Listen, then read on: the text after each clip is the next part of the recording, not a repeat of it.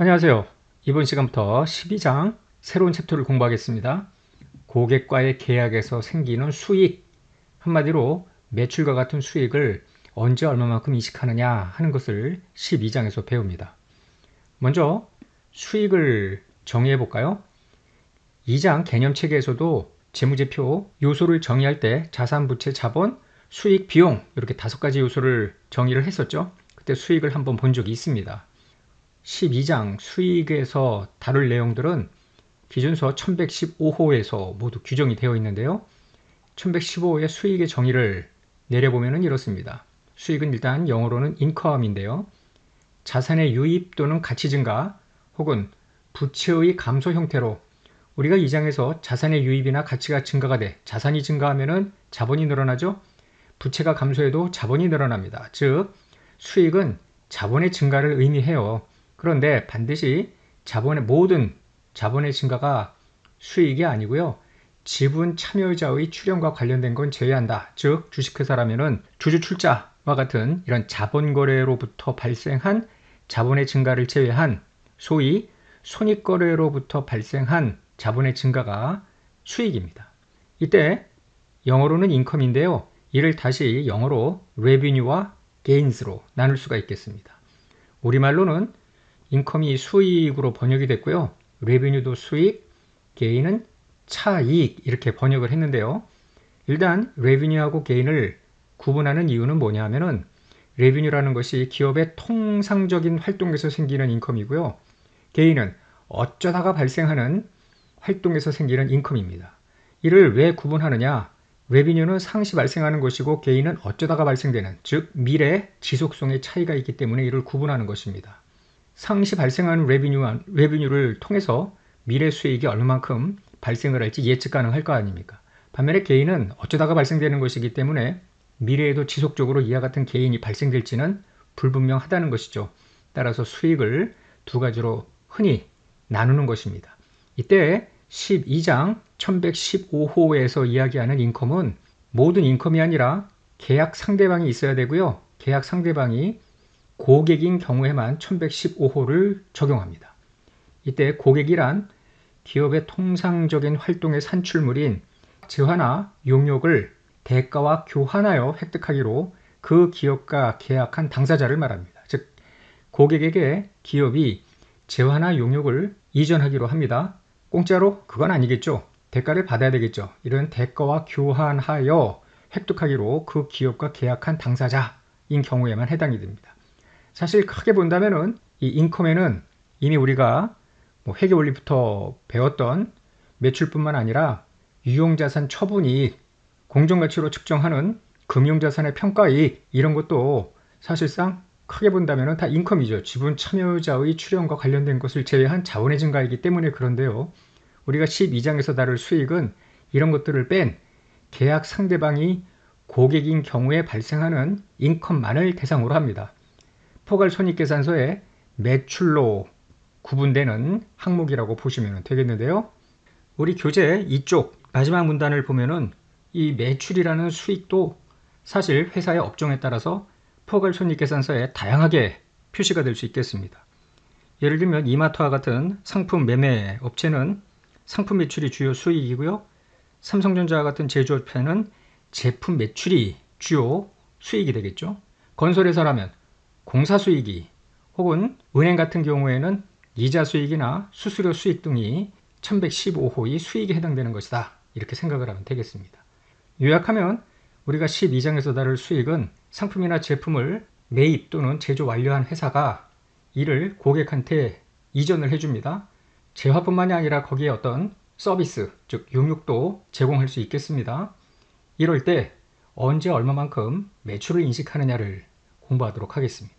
앞서 이야기한 대로 수익이라는 것은 자산이 증가하거나 부채가 감소함으로써 자본이 증가가 되는, 다만 이런 거래가 지분 참여자, 즉 주주와의 거래를 제외한 거래에서 발생한 자산 증가, 부채 감소가 자본의 증가로 이어지는 이런 것들을 수익이라고 했고요. 더 나아가서 모든 수익이 아니라 고객과의 계약에서 발생한 수익만을 대상으로 한다고 했습니다. 앞으로 고객과의 계약은 당연히 있는 걸로 보고요. 수익하면은 거기에 거래 상대방의 고객인 경우에 발생한 자본의 증가만을 대상으로 한다고 보도록 하겠습니다. 지금 보다시피 수익을 인식을 하려면은 자산이 증가했나? 부채가 감소했나? 요 자산 부채 증가 감소의 인식과 수익의 인식이 당연히 연계가 되는 것이죠. 그래서 과거에는 이런 연계보다는 단순히 수익의 가득 과정이 완료되고 실현 가능할 때, 즉 가득 조건이라든가 실현 조건을 수익의 인식 기준으로 집어넣고요. 제한은 판매 기준, 용역은 진행 기준 등으로 단순하게 수익 인식을 정해 놓았어요. 그런데 문제가 뭐냐면은 고객과 계약을 들여다보면은 재화만을 이전하는 혹은 용역만을 제공하는 이런 것보다는 재화 용역이 함께 들어가는 경우도 막 섞여 있는 거죠. 그럼 이런 것들은 인도 기준이냐 진행 기준이냐 섞여 있는 것들은 어떻게 하느냐 불분명했고요. 여기에 대해서 또 거래 가격, 즉 궁극적으로 매출로 인식해야 될 금액이 다양한 조건에 의해서 변동될 수도 있었습니다. 따라서 과거 기준으로는 깔끔하게 수익을 인식할 방법이 없었기 때문에 국제계 기준에서 1115호를 제정하여 이를 모두 다 정리를 한 겁니다. 기준서 1115호에서 설명을 하고 있는 수익의 인식 과정을 간략하게 그림 1로 정리를 해보면 다음과 같습니다. 모두 5단계별로 수익 인식 과정을 설명을 하고 있는데요. 첫 번째로는 고객과 정말 계약이 있었는지 식별을 하라는 겁니다. 애초부터 고객과의 계약이 없었다면 인식할 수익도 없었을 거 아닙니까? 따라서 고객과의 계약이 식별되어야 한다는 것인데요. 2.1절에서 고객과의 계약이 식별되는지에 대한 어떤 조건들을 살펴봅니다. 자, 고객과의 계약이 식별이 됐으면 그 계약의 수행 의무가 무엇인지 식별을 해야 됩니다. 수행 의무는 예를 들어서 기업이 재화를 이전해주고 대가를 받기로 매출 계약을 체결을 해요. 이때 수행 의무라면 재화를 이전해 주어야 할 의무, 용역이라면 용역을 제공해 주어야 할 의무, 이런 것들을 수행 의무라고 합니다. 수행 의무가 있어야 비로소 그 의무가 이행이 될 때 수익을 인식을 하는 것이죠. 그런데 어떤 계약을 보면 수행 의무가 하나일 수도 있겠지만 2개 이상일 수도 있겠습니다. 이럴 때 수행 의무가 2개인지 3개인지 4개인지 구분을 할 필요가 있는데요. 만약에 2가지라면 수행 의무 A, 수행 의무 B 이렇게 분리를 해야 합니다. 왜냐하면요, 거래 가격을 일단 산정을 해야 되는데 거래 가격은 궁극적으로 매출로 인식할 총액을 의미하는데요. 단일 수행 의무라면 이 거래 가격이 이 단일 수행 의무하고 매칭이 되겠죠. 그런데 만약에 수행 의무가 A, B로 나뉜다면 이 거래 가격을 A하고 B에 배분을 해야 됩니다. 어떻게 배분하는지는 나중에 보기로 합니다. 예를 들어 전체 거래 가격이 100이라고 할 때 A에 60, B에 40 이런 식으로 배분을 해야 되는데 왜 그러냐면은 각각의 수행 의무를 이행했을 때 비로소 매출을 인식하기 때문입니다. 그러니까 수행 의무가 이행이 됐으면 60의 매출, 수행 의무가 B가 이행이 됐으면 40의 매출을 인식을 하는 것이죠. 반면에 단일 수행 의무라면은 거래 가격 전체를 요 단일 수행 의무가 이행이 될 때 매출을 인식을 하는 것이죠. 다만 수행 의무의 이행이라는 것이 한 시점에 이행이 될 수도 있고요. 기간에 걸쳐서 몇 달, 몇 년에 걸쳐서 이행이 될 수도 있고요. 그래서 거래 가격을 기간에 걸쳐 또는 한 시점에 수익으로 인식을 한다. 여기도 마찬가지입니다. 이와 같이 모두 5단계를 거치도록 되어 있는데요. 이에 1번을 통해서 지금 수익의 5단계에 근거한 인식 과정을 다시 한번 복습하기로 하겠습니다. 자, 얘 1번을 들여다보면은 갑회사는 고객에게 소프트웨어를 판매를 해요. 모두 20만 원에 판매하기로 했습니다. 판매하고 딱 끝나는 게 아니라 향후 3년 동안 무상으로 업그레이드 용역까지 제공하기로 했습니다. 방금 전에 보았던 그림 1 수익인식 과정의 5단계에 근거해서 상기 거래에 대해서 수익인식 여부를 판단하고 수익을 어떻게 인식하는지도 한번 들여다보기로 하겠습니다. 먼저 1단계가 계약의 식별이죠. 즉 고객과의 계약이 있는가 확인을 해야죠. 주문서라든지 계약서, 거래 관행 등을 통해서 고객과의 계약이 있다면 식별이 된 겁니다. 그러면 중요한 게 수행 의무가 있느냐라는 건데 여기에서는 소프트웨어를 인도하는 것과 업그레이드 용역이라는 2가지 수행 의무가 식별이 되는 겁니다. 재화의 이전, 용역의 제공 2가지가 있죠. 이때 거래 가격이 모두 20만 원인데요. 나중에 보면은 이제 거래 가격에 변동 요소가 있을 수도 있고요. 이거는 2.3절에서 보기로 합니다. 이 20만 원을 적절하게 소프트웨어 인도와 업그레이드 용역에 배분을 해야 됩니다. 이때 거래 가격을 두 가지 수행 의무에 어떻게 배분을 하는가? 상대적 개별 판매 가격을 기준으로, 즉 소프트웨어만 판매하거나 업그레이드 용역만 제공하거나 각각의 판매 가격이 있을 거 아니에요. 요거에 상대 가격을 기준으로 20만 원을 배분합니다. 9대 1이든 8대 2든 하여튼 상대적 판매 가격 비율이 있을 거 아니에요. 요걸 배분을 하는데, 이렇게 배분을 하고 나서 그럼 언제 수익을 인식하느냐? 소프트웨어는 인도됐을 때 모든 수행 의무가 이행이 됐다고 보면 되겠죠. 반면에 업그레이드 용역은 3년에 걸쳐 제공이 되는 것이기 때문에 이거는 3년 기간에 걸쳐 수익으로 인식을 합니다. 즉 수익 인식 방법은 특정한 시점에, 자, 앞으로 다시 가볼까요? 한 시점에 수익으로 인식하느냐, 기간에 걸쳐 인식하느냐, 이렇게 두 가지로 나눌 수가 있겠습니다. 그러면 12장 6쪽에서 이제 단계 1, 고객과의 계약 식별, 즉 5단계 중에서 한 단계씩 나눠서 자세하게 설명을 하겠습니다. 단계 1은 뭐였냐면은 고객과의 계약이 정말 있었느냐라는 건데요. 기준서를 보면은 기준서 문단 9 5가지를 모두 충족할 때 비로소 1115호를 적용한다라는 거예요. 문단 9의 5가지 중에 어느 하나라도 충족을 하지 못하면은 고객과의 계약이 식별이 되지 않았기 때문에 단계 2 밑으로 더 내려갈 이유가 없다라는 것이죠. 자, 문단 9 첫 번째를 볼까요? 계약 당사자들이, 즉 제공하는 회사와 고객이 있을 거 아니에요. 그 둘이 계약 당사자들입니다. 계약을 승인하고 authorize, 계약을 승인하지도 않았는데 막 물건을 발송하고 돈을 달라고 요구하고 이런 거는 있을 수 없잖아요. 그리고 각자의 의무를 수행하기로 확약하다. 물건을 판매하는 쪽에서는 언제까지 물건을 인도를 해야 되고, 또 사는 쪽에서는 언제까지 얼마의 대금을 지급하기로 하는 뭐 이런 세부 내용에 대해서 확약을 해야 될 거 아니에요. 이때 이 계약이라는 것이 꼭 문서계약뿐만 아니라 구두계약도 가능하고요. 사업 관행도 가능하겠습니다. 두 번째로는 이전할 재화나 용역과 관련된 각 당사자의 권리를 identify, 식별할 수 있어야 한다. 이전할 재화 용역에 대해서 회사는 나중에 돈을 받을 권리가 생길 거 아니에요. 상대방은 그 재화나 용역을 받을 권리가 있어야 될 거 아닙니까? 이런 것들이 식별이 되지 않고서는 도대체 언제 얼마만큼 재화 용역 이전에 대한 대가를 인식해야 될지 알 수가 없겠습니다. 더 나아가서 이전할 재화 용역의 지급 조건이 식별될 수 있어야 됩니다. 대금의 어떤 지급 조건을 식별할 수 없으면 금액을 확정 지을 수가 없겠죠. 예를 들어서 100만 원을 주기로 했어. 근데 그 100만 원을 바로 주는 게 아니라 1년 후에 준대, 5년 후에 준대. 그러면은 지금의 100만 원과 1년 후, 5년 후의 100만 원은 다른 금액 아닙니까? 지급 조건도 식별할 수 있어야 되고요. 당연히 계약에 상업적 실질이 있어야 되겠죠. 상업적 실질이 없다고 하면은 두 당사자끼리 짜고 물건을 건네주고 대금을 받은 식으로 형식만을 매매거래로 형식을 잡아놓고 실질적인 거래는 아닌, 그래서 이와 같은 거래를 통해서 얼마든지 재무제표를 왜곡할 수 있을 거 아닙니까? 가장 중요한 것은 5번입니다. 고객에게 이전할 재화 용역에 대해서 받을 권리를 갖게 될 대가가 있을 거 아니에요.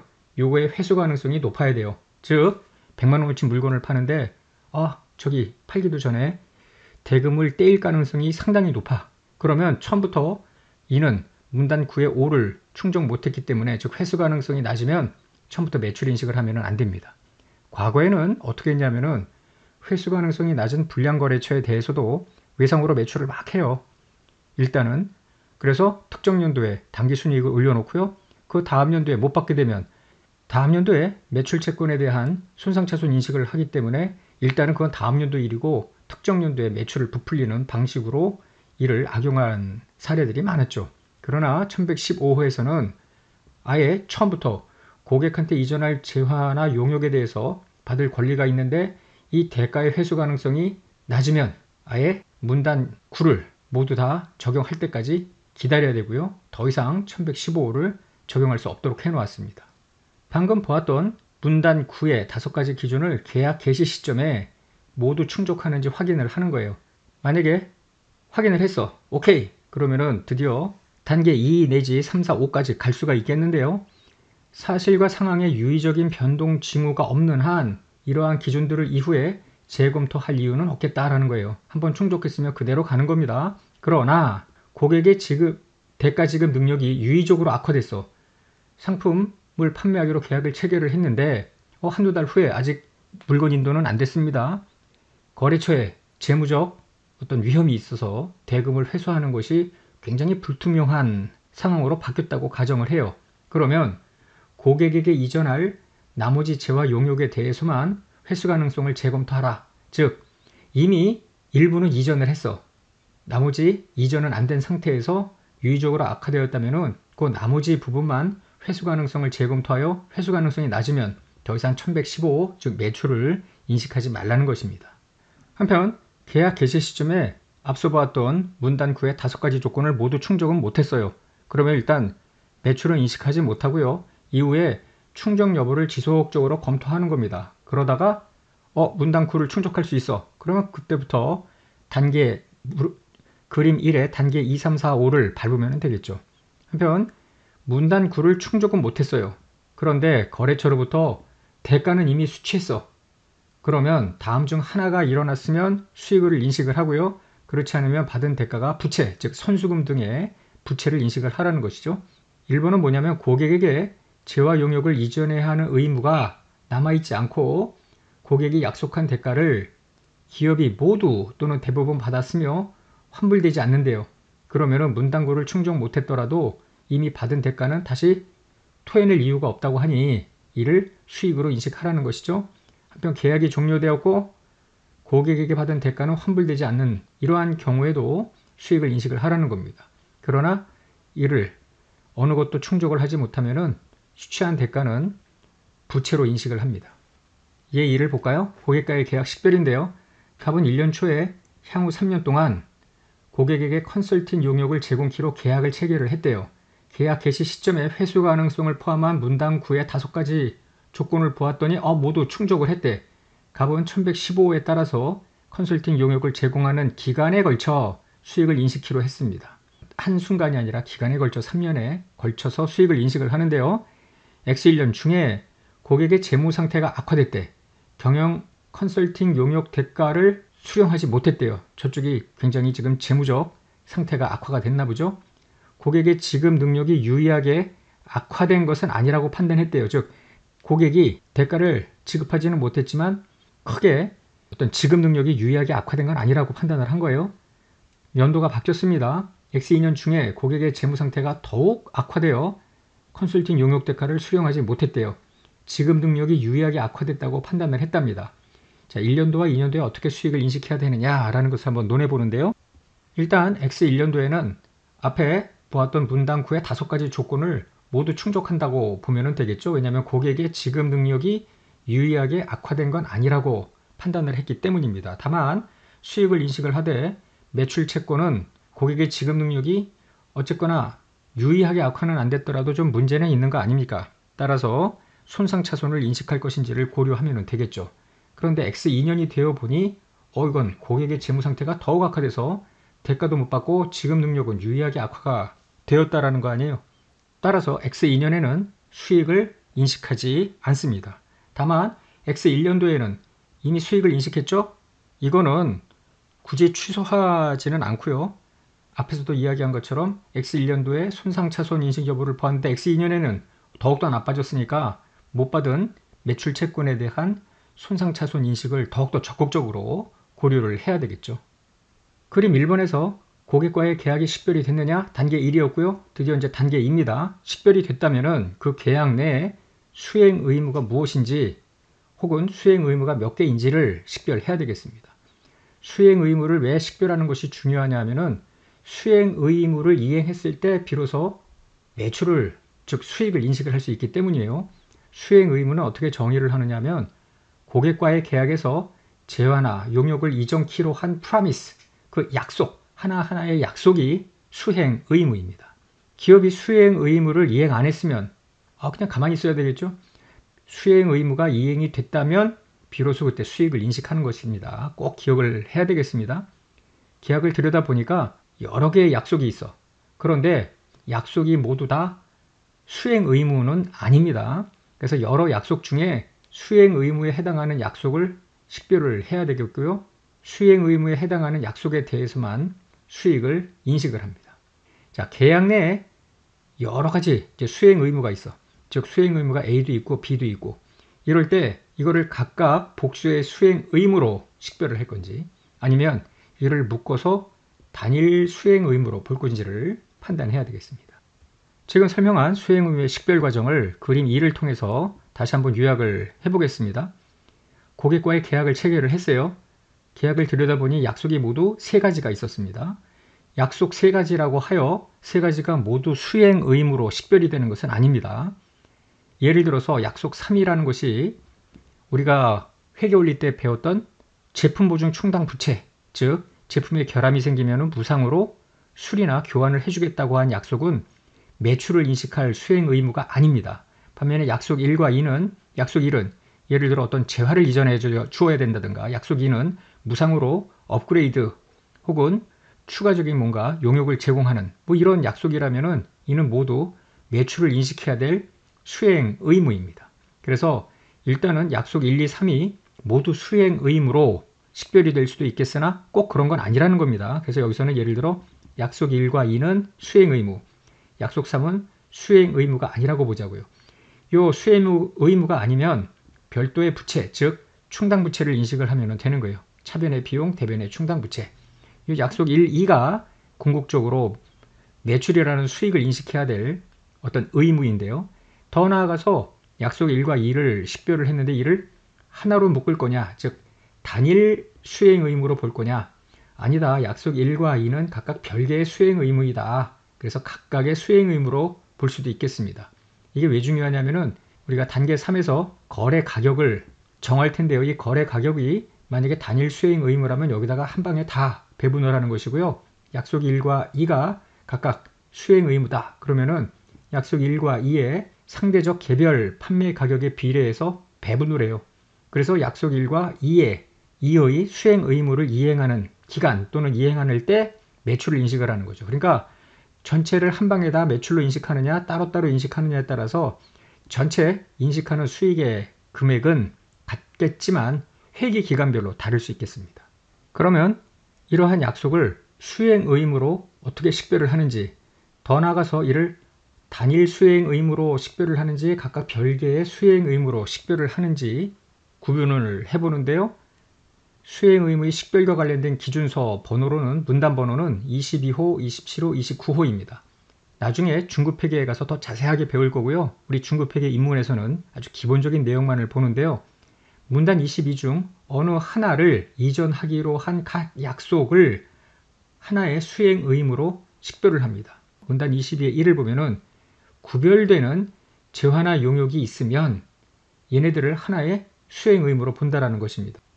이때 여기 영어를 일부러 써놨는데요. 이 distinct라는 용어는요, 일반적인 의미로 다르거나 별개이거나 비슷하지 않은 것을 말합니다. 따라서 어떤 계약에 포함된 재화 용역이 구별된다면 그 재화나 용역을 이전키로 한 각 약속이 하나하나 별개의 수행 의무로 볼 수 있겠다라는 거예요. 그런데 들여다보면은 재화 용역이 디스팅트 하면은 그 디스팅트한 재화 용역 요 것들이 물론 묶음도 가능하겠고요.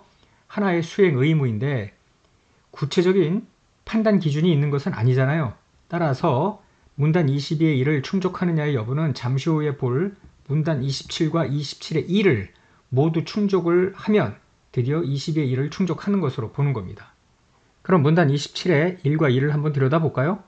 문단 27의 1은 뭐냐면 고객이 재화나 용역 그 자체에서 효익을 얻거나 고객이 쉽게 구할 수 있는 다른 자원과 함께하여 효익을 얻을 수 있으면 기업으로부터 재화나 용역을 이전받은 것이라고 보는 겁니다. 즉 27-1 이전받은 재화나 용역으로부터 아무런 효익을 고객이 얻지 못했다면 애초부터 재화나 용역은 이전된 것이 아니고 더 나아가서 구별된 것도 아니라는 거죠. 그런데 적어도 고객이 재화나 용역 그 자체에서 효익을 얻었다면 기업으로부터 재화 용역을 이전받은 것 아닙니까? 그러면 그 재화 용역은 구별이 된 거라고 보면 되겠죠. 한편 27의 2는 뭐냐면은 고객에게 재화나 용역을 이전하기로 하는 약속이 있는데 계약 내의 다른 약속과 별도로 식별할 수 있느냐라는 거예요. 약속이 두 가지 이상 있을 수 있을 거 아니에요. 그러니까 계약 내에 약속이 각각 구별이 되느냐, 그러면 구별되는 약속을 하나하나 별개의 수행 의무로 보는 거죠. 다만 문단 27의 2 다시 한번 들여다보면은 재화나 용역이 별개의 수행 의무로 계약상 구별이 안 돼. 이러면 하나의 수행 의무로 보면 되겠습니다. 이때 좀 더 구체적으로 다음 장에 있는 문단 29의 1, 2, 3 중 어느 하나에 해당이 되면은 약속 전체를 하나로 보는 거예요. 구별은 안 된다는 거니까요. 그래서 문단 29의 1, 2, 3으로 가보면은요. 기업은 해당 재화 용역과 그 계약에서 약속한 다른 재화나 용역을 통합하는 유의적인 용역을 제공한대요. 그러니까 재화 용역이 그 다음에 제공하는 재화 용역과 통합되어 결국은 결합 산출물들을 생산하거나 인도하기 위한 투입물로서 그 재화나 용역을 사용하고 있으면 이는 각각의 재화 용역을 제공하는 것이 하나하나의 수행 의무가 아니라 통합하여 하나의 수행 의무로 보라는 것입니다. 두 번째는 뭐냐면은 하나 이상 해당 재화나 용역은 그 계약에서 약속한 하나 이상의 다른 재화 용역을 유의적으로 변형하거나 커스터마이즈 고객 맞춤화하거나 이렇다면은 먼저 이전되는 재화 용역과 그 이후에 다른 재화나 용역 즉 유의적인 병현이나 고객 맞춤화를 위한 것들은 다 하나로 묶어 보라는 거죠. 3번 해당 재화 용역들이 상호 의존도나 상호 관련성이 매우 높대요. 그러면 이를 각각 구분하기가 어렵지 않습니까? 그래서 문단 29는 뭐냐면 재화나 용역이 여러 가지가 있을 것 같은데 결합 산출물 하나를 생산하기 위해서 뭔가 인풋으로 다 들어가는 그리고 다른 재화 용역을 유의적으로 변형하거나 맞춤화하거나 또는 상호 의존도나 상호 관련성이 매우 높다면은 이를 구분하는 것이 사실상 어렵기 때문에 단일 수행 의무로 보자라는 것입니다. 문단 29의 1, 2, 3. 한편 앞으로 다시 가볼게요. 지금 문단 22에서 계속 온 겁니다. 구별되는 재화 용역이 있느냐? 그래서 문단 27과 27.2를 모두 충족해야 한다라는 이야기를 지금 한 것이고요. 더 나아가서 문단 22의 2는 뭐냐면은 실질적으로 서로 같대요. 같은 고객에게 이전하는 방식도 같은 일련의 구별되는 재화나 용역은 설명 구별이 되더라도 실질적으로 같고 이전하는 방식도 같은데 이를 2개, 3개, 4개, 5개 수행 의무로 구분하면 그때마다 매출 인식을 여러 개로 해야 될 거 아니에요. 따라서 실무의 편의를 위해서 이러한 문단 22의 2에 해당하는 수행 의무는 단일 수행 의무로 본다라는 것입니다. 중급회계 가면은 이거보다 조금 더 깊이 있게 들어는 가는데요. 하여튼 교재를 통해서 이 부분을 꼼꼼하게 다시 복습하시기 바랍니다.